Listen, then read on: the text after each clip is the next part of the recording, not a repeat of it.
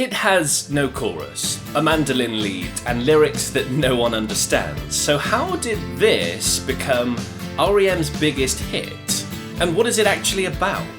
Oh, life is bigger. It's bigger than you are not me.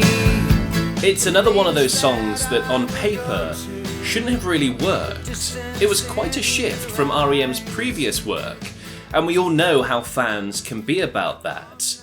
And it was also quite out of place for the music of its time. The arena-filling, party-fueled glam rock of the 80s was dying out, but no one had quite stepped in to fill the void.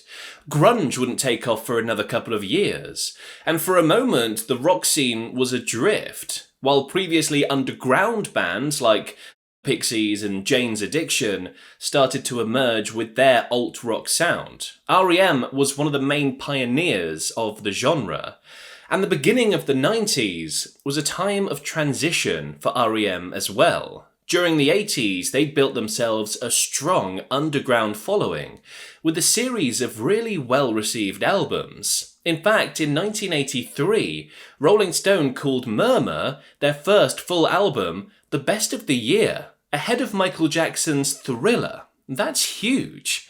Their second album, Reckoning, released in '84, charted well in the US, prompting one NME critic to call them one of the most beautifully exciting new groups on the planet. Their fourth album, Life's Rich Pageant, was their best to date commercially and finally started getting more mainstream radio playtime.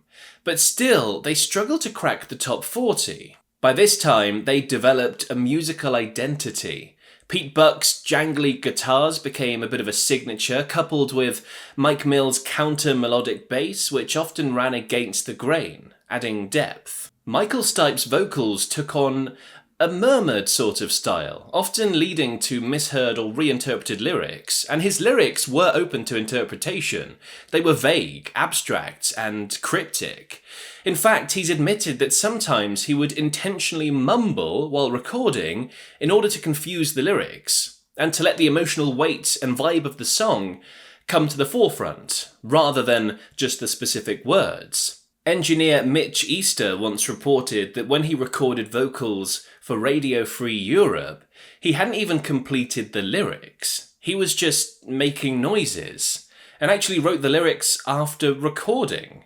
Their music was also deliberately underground and uncommercial, which is likely why it took until their fifth album to really break through. 87's Document was a real coming of age for them.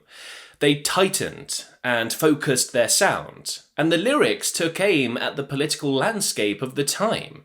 It went platinum, and R.E.M. were finally poised to take over that vacant music scene. But first, they needed a new label. Their music was still not really known overseas, and the indie label IRS just didn't have the resources to take them global. So they signed with label giants Warner Brothers. And their first album with Warner Brothers, Green, was a bit of a bridge between their underground indie days and their new mainstream success. It pushed the boundaries of what American rock was, combining tried and tested themes with new and out there ideas. They took aim at nuclear programs and foreign policy, whilst introducing mandolins and acoustic guitars. No one was doing that. And that brings us right up to the 90s, when R.E.M. sat down to write their next album. They wanted to completely reimagine their music. I wanted to move away from that so as not to pigeonhole myself as a political writer. In order to challenge myself, I decided to write an album of love songs, which I've never really done before. They approached this album in a completely different way. First of all, they decided they wouldn't tour after its release. It would be kept as a standalone piece of art, and they spaced out their writing sessions by months, giving songs a chance to breathe and ideas to evolve. This had never been an option before. They even swapped around instruments. Everyone tried different things. It was complete creative freedom. And the title of the song, Losing My Religion, is borrowed from the phrase lost my religion, which is a saying in the southern US which describes a crisis of faith in something or someone that you once believed in. And it can also be a reference to just losing your temper. So that phrase isn't really about losing an actual religion, and neither is this song. As he said, it's more of a love song. It's a classic obsession song. It's about someone who pines for someone else. It's unrequited love.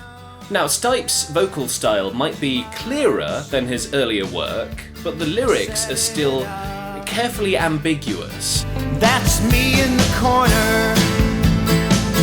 That's me in the spotlight, losing my religion, trying to keep up with you, and I don't know if I can do it. Oh no, I've said too much. I haven't said enough. But with the proper context, you can see the inner turmoil and struggle of unrequited love. The song's full of the push-pull of conflict. I thought that I heard you laughing. I thought that I heard you sing. I think I thought I saw you try. So that's what the song is about, but what did they do that was so different to before? And how was it so rule-breaking? Well, for starters, there's no electric guitar on this song. The main riff is on a mandolin, not exactly known as a rock instrument. And this came about quite by chance. Guitarist Peter Buck had been learning mandolin for a little while and came up with the parts by accident. The story goes that he was just simply practicing and in the habit of recording his sessions to learn from his mistakes later on. This is common practice for a lot of musicians.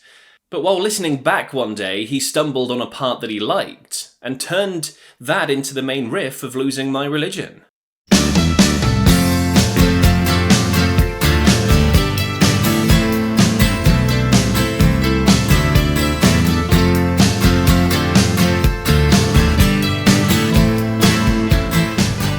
Buck recorded it as a demo, but never really thought that much of it. But the band saw huge potential in it, and they decided to work on it. Probably a good call. R.E.M. were known for their jangly guitar sound, but this took it to a whole new level. They mixed the track to have almost no mid-range. Now, not to get too technical, but typically the guitar fills the mid-range of any band. Drums and bass do, well, the bass and some highs, and vocals sit somewhere between mid to high depending on the singer. So this went completely against what a rock song should be, just on the sound alone. Especially at that time, the 80s had been full of huge guitar tones, and the growling grunge scene relied on sludgy, distorted guitars as well. But it wasn't a pop song either. There's not really a big sing-along chorus which repeats, and the layout is just all wrong. If you want radio playtime, your song structure is going to look very much like this. Intro, verse, chorus, bridge, chorus, end. Most pop and rock songs use this clear verse-chorus structure. The verse sets up the story, and the chorus delivers the hook, which usually is the catchiest, most repeated part of the song. But Losing My Religion is built on a constant looping mandolin riff and chord progression that repeats throughout the song, almost completely unchanged. That's me in the corner.